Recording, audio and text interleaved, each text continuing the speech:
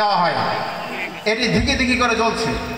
আর বাকি মাদ্রাসাগুলো কি হয়েছে, ইবতিদায়ী মাদ্রাসা প্রতিষ্ঠা হয়েছিল, সরকারি কোনো পৃষ্ঠপোষকতা না পাওয়ার কারণে সেগুলো বন্ধ হয়ে গেছে, ঘরের চাল খুলে পড়েছে, সে তোলার মতো আর পরে লোক পাওয়া যায়নি।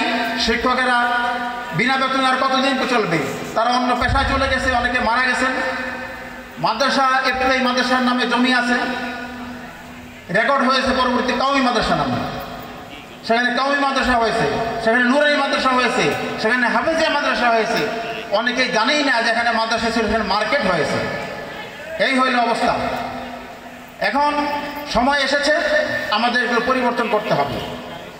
আমাদের টোটাল শিক্ষা ব্যবস্থা, শুধু মাদ্রাসা নয়, এদেশের টোটাল শিক্ষা ব্যবস্থাটাকে বিগত জালেমেরা ধ্বংস করেছে। এদেশের লেখাপড়া ব্যবস্থা, এদেশের পরীক্ষা ব্যবস্থা, এদেশের মূল্যায়ন ব্যবস্থা, সকল কিছু ধ্বংস করা হয়েছে।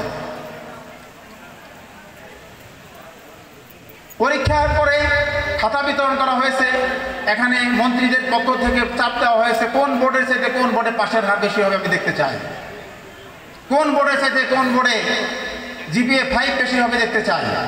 এইটার জন্য কি করা হয়েছে, অসুস্থ প্রতিযোগিতা লাগিয়ে দেওয়া হয়েছে। চাপে পরে বোর্ডের থেকে যারা দায়িত্ব বহন করে খাতা দেওয়া শুরু বলে দিয়েছে, ভাই আপনারা বেশি করে নাম্বার দেন, কম নাম্বার দিলে কিন্তু পরে খাতা পাবেন না, বেশি নাম্বার দেওয়ার কারণে কেউ কোনদিন শোকজ খায় নাই, এই সমস্ত বয়ান দেওয়া হয়েছে। আমি এই কথাগুলোকে বলি এই জন্য, একটা উদাহরণ দিই। আমরা যারা সিনিয়র, আমার সমসাময়িক যারা আছে তারা জানেন, আগে সাপ্তাহিক হাট বাজারের পাশে, হাটের পাশে বিভিন্ন রকমের জাদু খেলা দেখাতো, সাপের খেলা দেখাতো। তখন লোকজন গোল হয়ে দাঁড়াতো, তারপরে বলতো যে লাখ ভাঙে লাখ, চোখে মুখে লাখ। তারপরে বলতো বাচ্চারা তালিয়া লাগাও, ভাই আপনারা পকেট সাবধান, বলতো না? সিনিয়র যারা তারা জানে বলতো, এই পকেট সাবধান বলার সাথে সাথে তার পকেট